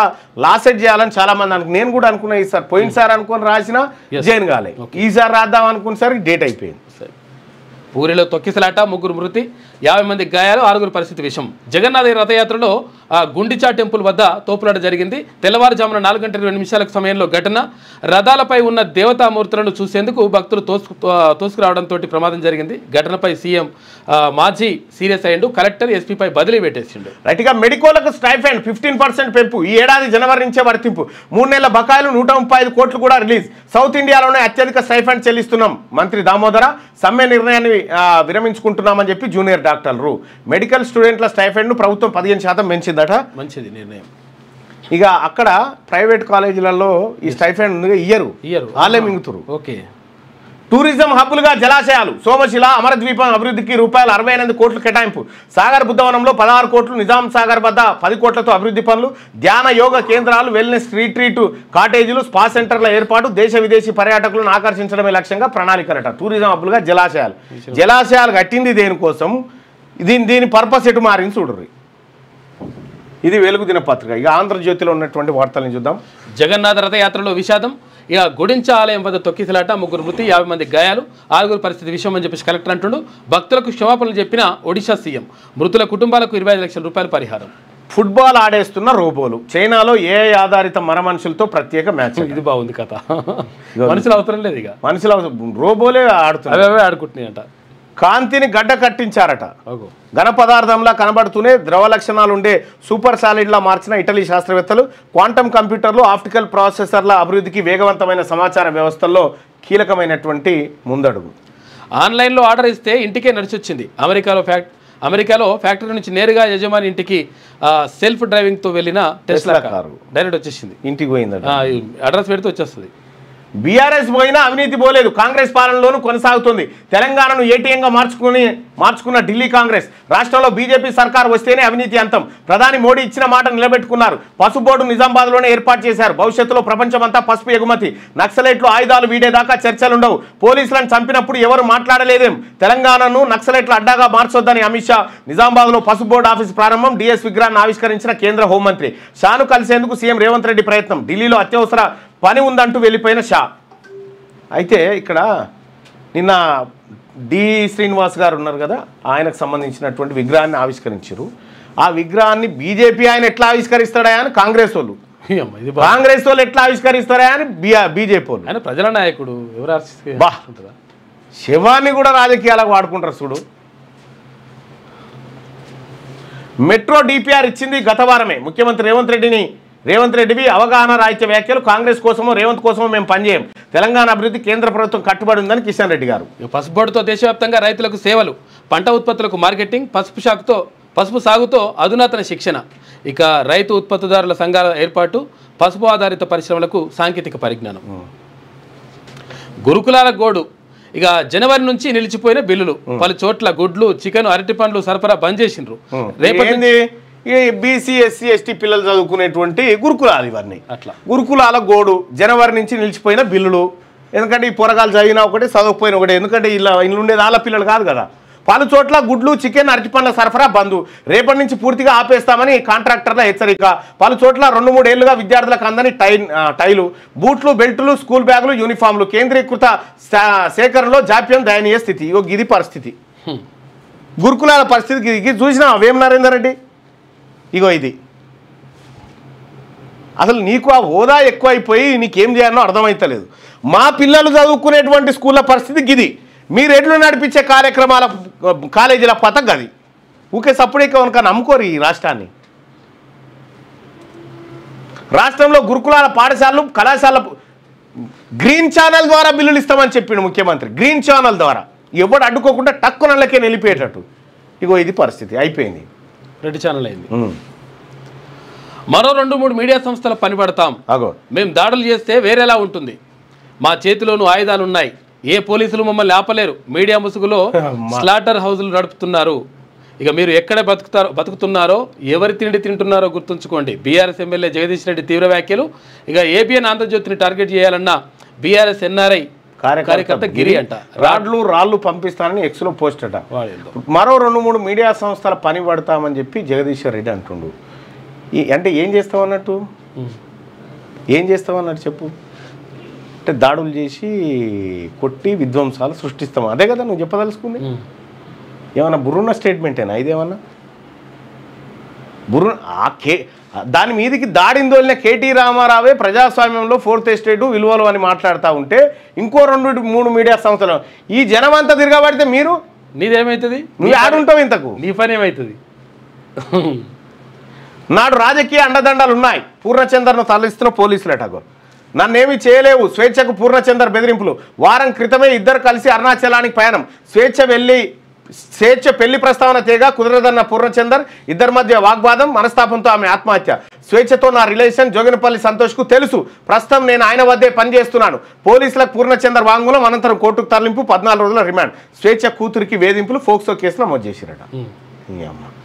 కమలం కొత్త సారథి రామచంద్రరావు అట. సంఘ్తో పాటు బీజేపీ సీనియర్ల మద్దతు. దాదాపు ఖరారైన పేరు, రేపు ప్రకటన. అధ్యక్ష ఎన్నికకు నోటిఫికేషన్ జారీ, ఏకగ్రీవం కావాలనుకుంటున్నా అని చెప్పి కిషన్ రెడ్డి. 10 రాష్ట్రాల్లో కొత్త చీఫ్ల కోసం కసరత్తు. వారంలో పూర్తి కానున్న ఎన్నికల ప్రక్రియ, వెంటనే జాతీయ అధ్యక్షుడు ఎన్నిక. కమలం కొత్త పార్టీ, బీజేపీ కొత్త సారథిగా రామచంద్రరావు అంటున్నారు. మల్లన్న గారు ఆంధ్రజ్యోతి పత్రిక వార్తా విశ్లేషణలు మనకు అవసరం అంటే అవే మనకు అక్కడికి వచ్చేది కాదు. ఆయన అవసరాన్ని బట్టి మారుస్తూ ఉంటాడు ఆయన కథ. అంటే ఇక్కడ ఎవరు బీజేపీ రాష్ట్ర అధ్యక్షుడిగా రామచంద్రరావు ఉండాలట. ఆంధ్రజ్యోతిలో చెప్పిరు ఈ మాట. బీసీ పోరాటంలో భాగస్వామి కావాలనుకుంటే అక్కడ ఆ ఫామ్ ఫిల్ చేయండి. ఆ ఫామ్ చెప్పన్నా. ఈ స్థానిక సంస్థల ఎన్నికల్లో అంటే మీరు పోటీ చేయాలనుకుంటే సర్పంచ్ కానీ, ఎంపీటీసీ కానీ, జెడ్పీటీసీ కానీ, వార్డు మెంబర్ కానీ ఇట్లా ఏది పోటీ చేయాలనుకున్నా కానీ ఈ ఫామ్ ఫిల్ చేయండి. ఫామ్ ఫిల్ చేసేసి సబ్మిట్ కొట్టండి. సబ్మిట్ కొట్టేస్తే వివరాలు ఇక్కడికి వస్తాయి. ఇక్కడికి వచ్చిన తర్వాత మాట్లాడదాం.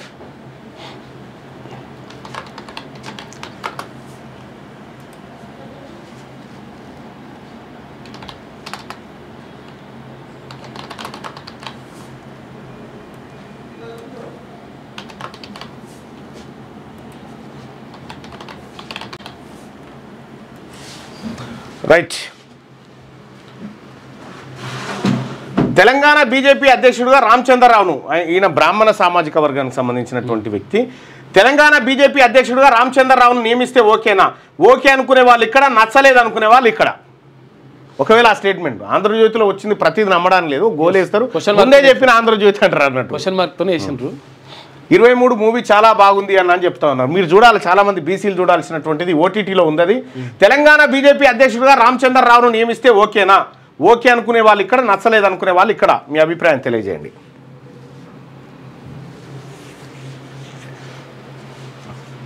ఇగో అంటే క్వశ్చన్ మార్క్తో వేసిండు. ఇట్లా కొన్ని వేస్తాడు అన్నట్టు, కొన్ని వేసి ఏదో ఒకటి తగులుతుంది అంతే. గత ఎన్నికల్లో 70 కోట్లు ఖర్చు పెట్టా, నాకు 500 ఎకరాల భూమి ఉంది, ఎన్నికల కోసం 16 ఎకరాలు అమ్మాను, 45 ఏళ్ల రాజకీయ జీవితంలో ఉన్నత వర్గాలతోనే పోటీపడ్డ కాంగ్రెస్ నేత కొండా మురళి వ్యాఖ్యలు. ఈయనకు బుర్ర పనిచేస్తుందో లేదో. గివి చెప్పు, అందరు చేసేది ఇదే, కానీ వీళ్ళు చేస్తారా? స్టేట్మెంట్ ఎవరు చేయరు. అట్లా 70 కోట్లు ఖర్చు పెట్టినా అంటే నువ్వు డిస్క్వాలిఫై అవుతావు. అట్లా డైరెక్ట్ చెప్తే అట్లా మంచిగా. షెఫాలి మృతికి కారణం ఏది? కారణం ఇదేనా? కొంతకాలంగా యాంటీ క్వశ్చన్ మార్క్ వాడుతుంది, ఎక్కర్లేదులే. కాంగ్రెస్ ప్రభుత్వ అవినీతిపై విచారణకు ఆదేశించరేం? కాంగ్రెస్ పెద్దలకు ఏటీఎంగా రేవంత్ సర్కార్ అని మీరే అంటారు కదా. సిబిఐ ఈడీతో విచారణ జరపడానికి కేంద్ర ప్రభుత్వానికి వచ్చిన ఇబ్బంది ఏంటి? అమిత్ షా ఎందుకు స్పందించారని కేటీఆర్. ఇక నిండుతున్న రిజర్వాయర్లు పూర్తి సామర్థ్యానికి చేరువలో వాళ్ళు అన్నదేమో బీఆర్ఎస్ అవినీతి పైన కేసులు పెట్టలేదని వాళ్ళు అడిగితే కాంగ్రెస్ పెద్దలకు ఏటీఎంగా మారింది, వాళ్ళ మీద విచారణ చేయరేమని కేటీఆర్ గారు డిమాండ్. ఇక నిండుతున్న రిజర్వాయర్లు పూర్తి సామర్థ్యానికి చేరువలో జూరాల 1.50 లక్షల క్యూసెక్ల ఇన్ఫ్లో. 8 గంటల ముందే రైల్వే రిజర్వేషన్ల చార్టు పెట్టబోతా ఉన్నారట. ప్రస్తుతం అది 4 గంటల ముందుంది. మెడికోలకు ఉపకారం, 15% స్టైఫండ్ పెంపు జీవో జారీ, ప్రతి నెల 10 లోపు జమ, మంత్రి ఆదేశం, జుడాల హర్షం, దామోదర కృతజ్ఞతలు. శనార్థి తెలంగాణ 40 ఏళ్ల కాలం నెరవేర్చాం, పసుపు రైతుల సంక్షేమానికి కట్టుబడి ఉన్నాం, $1 మిలియన్ పసుపు ఎగుమతులే లక్ష్యం. అరవింద్ ఇచ్చిన మాట నిలబెట్టుకున్నాడు, ఆపరేషన్ కగారును ఆపేది లేదు, ఆయుధాలను వదిలితేనే మావోలతో చర్చలు. బీఆర్ఎస్ హయాంలో అంతా అవినీతే, రేవంత్ సర్కార్ అదే దందా కొనసాగిస్తున్నది, బీజేపీ ప్రభుత్వం వస్తేనే అవినీతి అంతం. వచ్చే ఎన్నికల్లో బీజేపీ గెలుపు ఖాయం. కేంద్ర హోంమంత్రి అమిత్ షా నిజామాబాద్లో పసుపు బోర్డు కార్యాలయం ప్రారంభం. సంతోషంగా ఉంది, నిజామాబాద్లో పసుపు బోర్డు ఏర్పాటు మా అదృష్టం. ప్రధాని మోడీ అమిత్ షాకు ధన్యవాదాలు. బీజేపీ ఎంపీ ధర్మపురి అరవింద్ అంటున్నాడు. పసుపు బోర్డును ఎన్నిసార్లు ప్రారంభిస్తారు? జనవరి 14న పీయూష్ గోయల్ వర్చువల్గా ప్రారంభించారు. మళ్ళీ ఇప్పుడు అమిత్ షా. ఒక్క పసుపు బోర్డును ఎన్నిసార్లు ప్రారంభించడం సబబేనా? బీఆర్ఎస్ వర్కింగ్ ప్రెసిడెంట్ కేటీఆర్ అంటా ఉన్నాడు. మనం ఒక్క కాళేశ్వరాన్ని 20 మాటలు కొలాయించారు. కొనుకు తీసిన చినుకు ఈసారి 9 రోజుల ముందుగానే పలకరించిన ఋతుపవనాలు. కానీ తెలంగాణలో 30% తక్కువ వర్షపాతం నమోదైంది. కరుణించని వరుణుడు, 27 జిల్లాల్లో తీవ్ర వర్షాభావం. ఇక చెట్ల నరికివేత, అటవీ విధ్వంసమే కారణమంటున్న పర్యావరణవేత్తలు. పసిఫిక్ మహాసముద్రంలో అధిక ఉష్ణోగ్రతలు కారణమే, రాబోయే కాలం మంచి కాలం అంటున్న వాతావరణ. ఈ చెట్ల నరికివేత, అటవీ విధ్వంసం, గుట్టలు చెట్లు ఉంటే వానలు పడతాయి.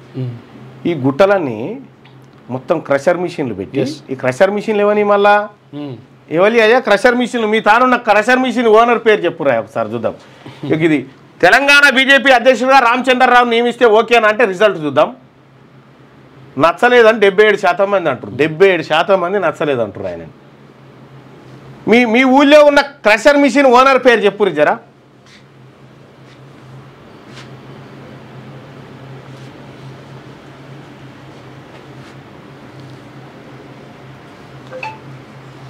క్రషర్ మిషన్ తెలంగాణలో ఉన్న 19,446 మంది ఆర్టీసీ సమ్మెకి పోతున్నాం. మన క్యూ న్యూస్ ద్వారా ప్రభుత్వానికి న్యూస్లో చెప్పండి. తప్పకుండా నేనే వస్తా.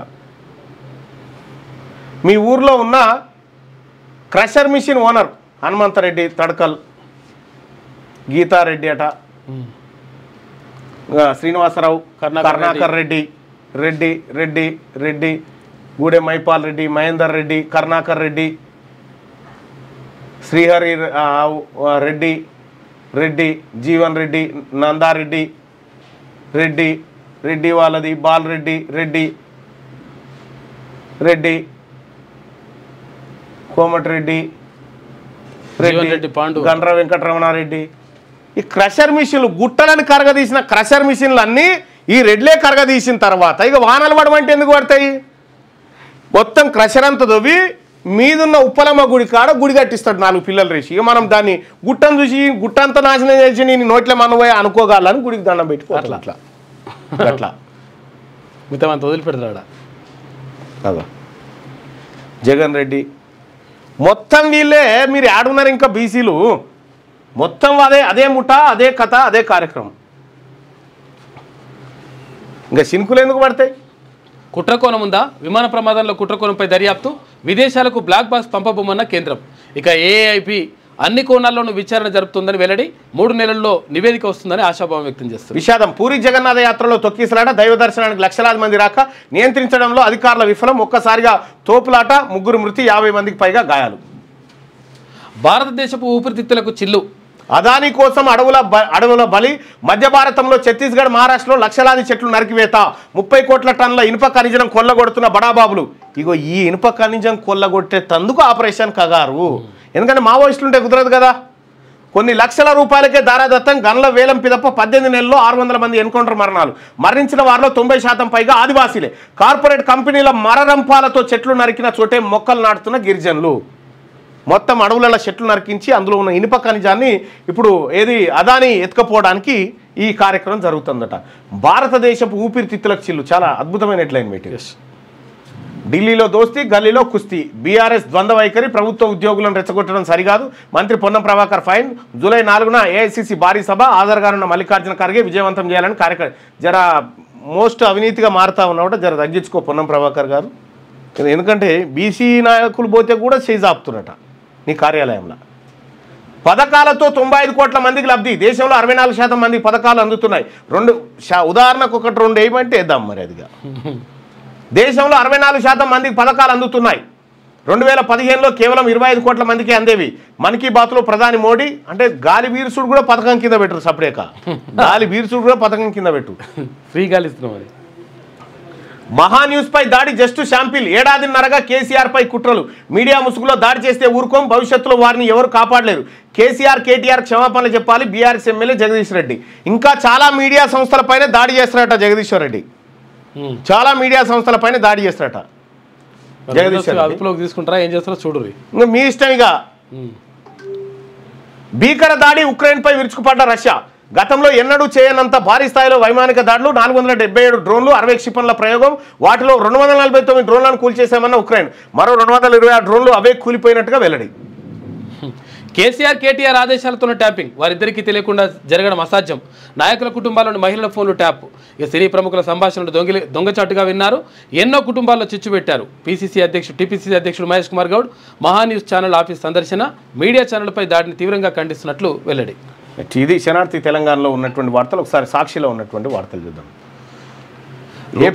ఏప్రిల్ 1 నుంచి జనగణన చేయబోతా ఉన్నాం 2026. రూపాయి లేకపోయినా యూపీఐ చెల్లింపులని ఒక వార్త. టైటిల్కు చేరువలో యుఎస్ ఓపెన్ బ్యాడ్మింటన్లో ఆయుష్ శెట్టి శర్మ 8 గంటల ముందే మన రజకుల బిడ్డ గోల్డ్ మెడల్ తీసుకొస్తే కనీసం శాల్వగా కప్పినోడు లేడు. చూసుకో, మన సాకలోళ్ళ బిడ్డ గోల్డ్ మెడల్ తీసుకొస్తే శాల్వగా కప్పినోడు లేడు ఈ రాష్ట్రంలో. రథయాత్రలో తొక్కిసలాట, సిలికాన్ రహిత కంప్యూటర్ తయారట. ఈ కాంగ్రెస్కు ఏటీఎం. రేవంత్ సర్కార్పై కేంద్ర హోంమంత్రి అమిత్ షా ధ్వజం. బీఆర్ఎస్ ప్రభుత్వానికి మించి అవినీతికి పాల్పడుతోంది. ఈ ప్రభుత్వానికి నూకలు చెల్లే రోజులు వచ్చాయి. బీజేపీ ప్రభుత్వం ఏర్పాటుకు నాయకులు, కార్యకర్తలు సంకల్పం తీసుకోవాలి. ఆపరేషన్ సింధూర్పై రాహుల్ బాబా పిచ్చి ప్రశ్నలు వేస్తున్నారని చెప్పి అమిత్ షా అంటా ఉన్నాడు. ఇక పదోన్నతుల్లో పంచాయతీ 2000 మందికి పైగా. మీకు ఇంకొకటి చెప్పాలి.